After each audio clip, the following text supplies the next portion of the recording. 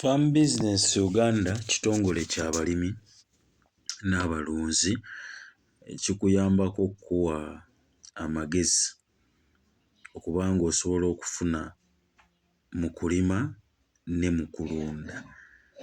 Tufune bulungi, tukuyambako okukuwa amagezi okusobola okufuna mu kulima ne mu kulunda. Ekirala tukuyambako n'okukufunira ebyo bye wandyetaaze mu kulima ne mu kulunda, ye Farm Business Uganda. Ekirala nti twegunjulidde omulimu, sijja guyita muze kuba omuze guba mubi. Tosobola nti gundi alina empisa embi, teriiyo mpisa mbi, empisa ziba nnungi. Ekibi guba muze. Gundi alina omuze gwe olikitegeera, kitegeeza nti empisa tebaayo nti gundi alina empisa embi avuma. Teriiyo mpisa mbi, muze, alina omuze gw'okuvuma. Kakati twegunjulidde okuba nga ffaamu ku bagaba enkoko eza Broiler, nkoko ennungi. Weewale okuba nga olwazalwaza enkoko, tofuna mu nkoko zikulwalako gy'ozizze, ozimaliza ozijjanjaba bujjanjabi mu mbeera efaanana bw'etyo. So n'enkoko ebika ebirala tubirina, so osobola okutweyambisaako. Farm Business Uganda tugamba nti farmer to farmer, mulimi ku mulimi, oli kuba ng'okitegeera. Tuli kulaga ebitooke nga bw'oli okulaba, tuli bisala nga bw'olaba, tugenda simbira client waffe.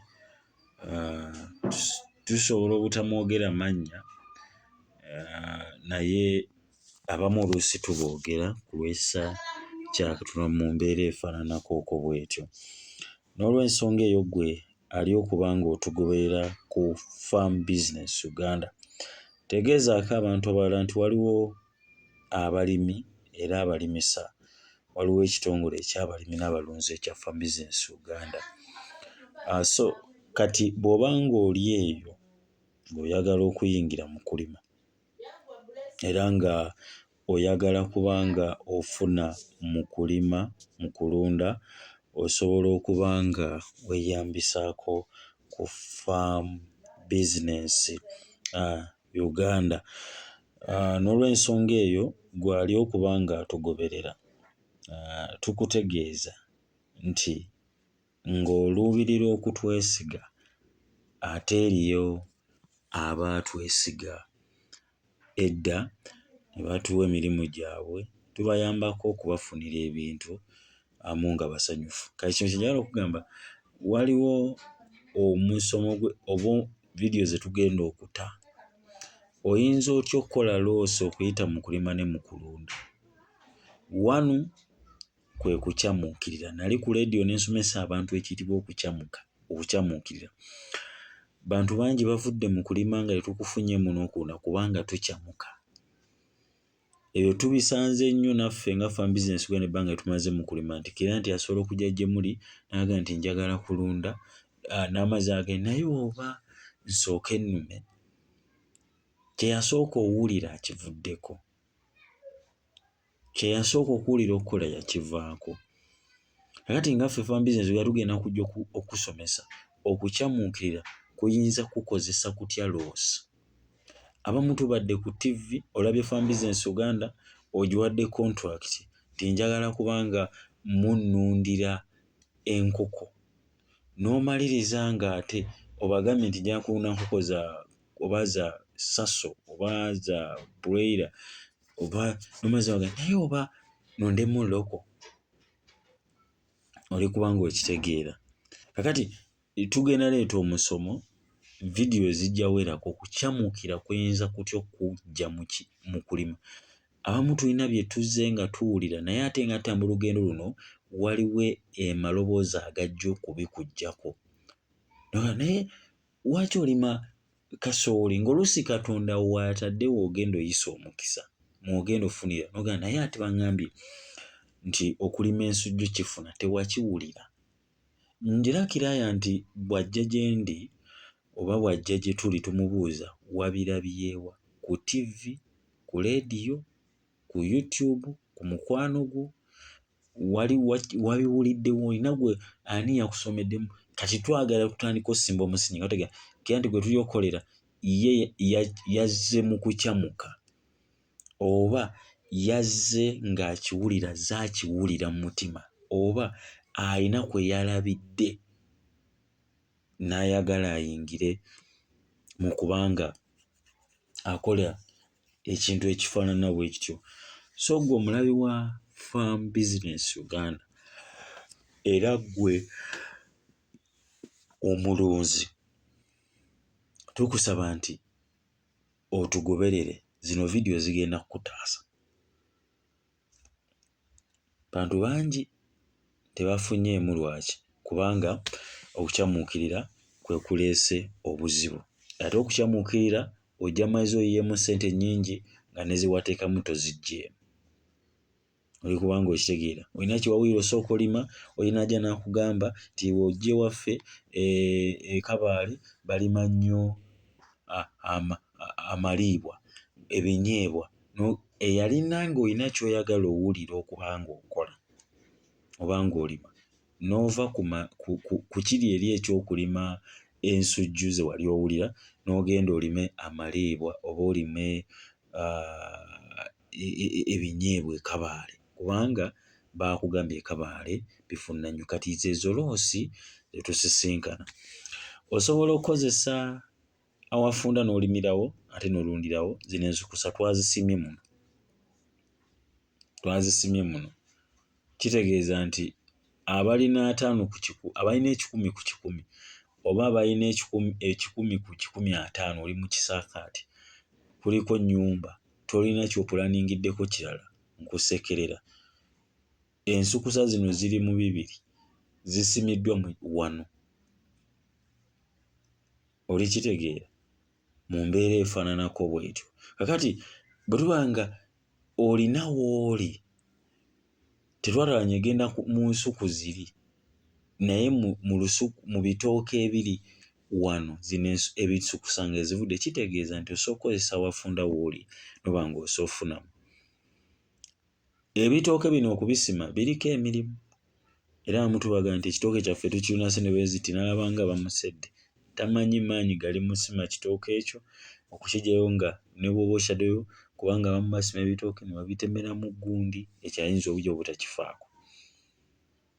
Oli kitegeera. So Farm Business yaffe tukola ekintu nga tumanyi tukikoze mu mbeera ey'obwegendereza oba mu mbeera ey'enjawulo. Oli kubanga okitegeera. Waliwo yatubuuziza ago mayuuni kuba tubiteeka oluusi ku ssetasi zaffe, tubiteeka ku WhatsApp ku ssetasi zaffe. Kati n'abuuza mayuuni kubanga alaba ensala y'ekitooke ne kimulaga nti galindibanga mayuuni. So twagala nnyo okukola ekintu ekirungi, vidiyo ezikulaga nti okukyamuukira kusobola okumaliza nga kukuggye mu bizinensi eno, ezo zirindirire. Oli kubanga okitegeera. So sima ekitooke ekyo n'omulembe n'omutindo, kisime. Bw'oba okisala nabagana kisooke kisale mu nsala ey'omulembe, si sala fulaati banga akikkiriza bw'oti olyoke okisale. Twewala osimba ebitooke. Omu yazze n'ansanga nga nsala ebitooke bino naye kati zasimba ebiri ebwanvu onsingirawa kubanga ekyange kino ekitooke buli w'okisimba bw'otyo kivaayo n'amaanyi. Kitegeeza kivaayo n'amaanyi kiba kigenda kukuwa kiveeyo n'amaanyi nti kisitukira. Naye ate ebiri eri ebirala bw'oba ng'obisimbye amazzi gano ag'enkuba gatonnya gakitulamu bwe gati, kitegeeza omusana egwaka gafuuka asidi. Kakati asidi oyo ayokya ekitooke ekyo nekimaze nga kyatisizza eno gye kifulumidde, oba nanti kirina okumaliriza nga kivunze paka wansi ne kifulumiza ate eri ku nkolo, ate ffe kye tutakkiririzaamu. Oli kubanga okitegeera.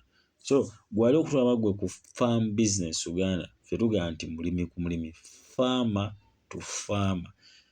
Twagala ne tuliba tulivuddewo naye nga mmwe mukyaliwo muligamba nti Farm Business Uganda kitongole ky'abalimi n'abalunzi. Nkusaba okusubscribinga, okulayikinga n'okusharinga linki otegeezeeko abantu abalala ku Farm Business Uganda. Muli mutya abatugoberera ku bugazi bw'ensi nabali ebweru w'eggwanga nammwe abali munda mu nsi yattu Uganda. Njagala kubanga mbanirizaako mwebale abatuwa ku mirimu, mwebale abatwesiga, mwebale abatufuula namba 1. Nemugamba nti Farm Business Uganda yemmwe abasinga sijja mbagoberera mbalaba. Farm Business Uganda ffe tukola ebintu byaffe mu bwegendereza, tetukyamuka. Era abakiyande baffe tubagamba tukola ekintu n'obwegendereza, era bwe tuba tugenda kukolera tusalawo nti nno tugenda kubanga tukukolera ekyo bwe tukikiriza era kye tugenda nakyo. So obanga otuwadde omulimu tukusaba okubanga otwesiga mu mbeera ezifaananako bwe zityo. Tuli kulaga ebitooke naye mbategeeza nti tugenda leeta vidiyo okukyamuukirira kuyinza kukoza kutya loosi. Bantu bangi tuyingidde mu kulima nga tukyamuse ne tuva ku ekyo kye tuwulira munda muffe ne tuyingira mu kulunda nga tukyamuse olw'okuba tulabye eggundi alunda enkoko ez'amagi, naawe n'ogamba nti nange nja kulunda enkoko ez'amagi. So gwe naali okubanga otulaba ate era ng'otugobera, tukutegeeza nti Farm Business Uganda tugenda kuleetera videos ezikulaga okukyamuka ekuyinza okukozesa loss n'omayiza nga wejjusizza okulima n'okulunda. Kale vidiyo eyo girindirire obe nga osobola okuba nga ofuuka omu ku banyumiririza mu kulunda okossaako ne mu kulima. Ebitooke bino nga woli okubanga obira tuli bisala, tukulaga ensala y'ebitooke. Kati olwo yenna ogeraba kasasiro olabe ebitooke olwo yadde atubuuza amayuni ate oli kubanga okitegeera. Kati bantu abasinga tukoze loss mu kusimba ebitooke kuba tetugoberedde emitendera mirungi. Process mu saidi ey'omu Busoga, nkyajjukira omusajja omu yava mu Busoga n'ajja ewaffe mu Buyukwe eyo mu kyalo. Omukulu we lwakuba yafa yali kiyamaani ate yafa yeetuga. Bamuyitanga omugenzi Peter. Kati nga muzeeyi Peter ate ye asima ekitooke nga kiwanvu kikoma eri n'akisimba n'emirandira n'endagala zaakyo ne wekiba tekakubire nga ne bino ebigudde wansi asobola okumaliriza ate ng'akiyimirizza nga naye kigudde. Kati eyo level ne tugivaako. Kati jjukira mu kyalo twakulira nga level eriko ey'okusimba ebitooke yeeriwa yeeno nti musima ekitooke bwekibanga buno obuto temubuggyako bulagala buno. Ekirala bw'oba okisazeeko osimba kiwanvu nga nani kikikumanga mu lubuto oba n'okusingako. Eyo level nejja bwe tuzze nga tusomesebwa nti omuntu oyinza okumaliza nga tofunye mu kulima okw'ebiseera bino, kubanga okulima kw'ebiseera bino olina okuteekamu ssente omalirize ng'osobola okuba nga okufunamu. Ebyo byakolanga luli eri nti olwedde tewaaliwo kuvuganya kw'amaanyi, tewaaliwo ky'amaanyi. Kati tudde okulima ekintu eky'amakulu n'okijjayo olina okuba nga osimba ekintu eky'omulembe. Kakati eyo level ne tugivaako ey'okusima ebitooke nga byonna bikuyimiriddemu, nababuulira mu kusooka era nkiddamu, buli w'osimba ekitooke nga kiwanvu nga olaba bino eno bye tuli okuba nga tusalako. Ebitooke bino asidi, amazzi gano agerembeka galeetera asidi okubanga n'omutuusi gw'ekitooke tegusobola okuba nga tegusobola kuyitira awo ne gumaliriza nga gufulumye bufulumi nga gwasizza eno, oba n'okumaliza nga kivunze okutuuka wansi ne kimaliza nga kifulumiza abaana wansi. Oli kubanga okitegeera. So nga bw'oba olima ebitooke bino obanga ogalinga bizinesi ebitooke, gobe emitendera w'obudde. Ensusa zino zisima zitutwalira obudde, ensusa zino okuzisala zitwalira obudde. kubanga tukola ekintu ekirungi. Kati ono yenna kasasiro omusajja omu yadde ali kuŋŋamba yankyayidde nanga kati ogenda leeta motoka kata kagundi kano ne mugamba toka bigenda tugabitekana mu kutiya kubanga ensukusa bibiri oli kitegeera ekutiya bbiri solo zimala ndowooza oli ziraba ensala yaazo oli kubanga okiraba kati omuntu ayinza okulaba zino ng'amubba naye ziwerako eri ebiri alaba zino ennyingi osobola omubba era asobola okutabeeramu nagundi yonna nalaba kubanga alaba ebisukusa bingi biriawo byetumyawo ogutuumu. Eyo levo twagivaako.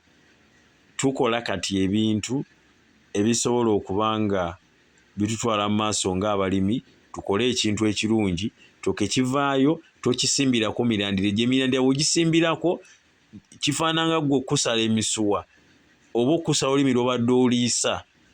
Oli kitegeera?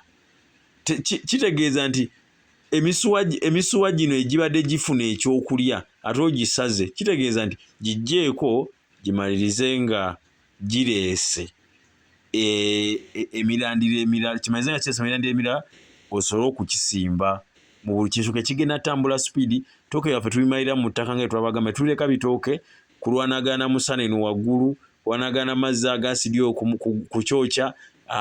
Ekyo nedda, kuvunda ekitooke kivaayo mu maanyi era ojja kubira tujja kubibalaga mu mbeera efaanako bwetyo. Farm Business Uganda, farmer to farmer, mulimi ku mulimi. Tugamba nti mulimi ku mulimi. Subscribinga, olikinge, osharinge linki, otegeeza abantu abalala nti waliwo Farm Business Uganda. Ffe tumanyi nti okulima n'okulunda business. Naye obireetamu okukyamuka bikusala. Obireetamu okukyamuka omaliriza wejjusizza, omaliza ng'okaabye n'ogamba siridda mu kulima. Sala ebitooke ebyo binyike. Omala okubinyika birekemu eddakiika ne bwe ziba eddakiika nga 8 zikimala mu pipa oba mu bbaafu, biteeke ebbali.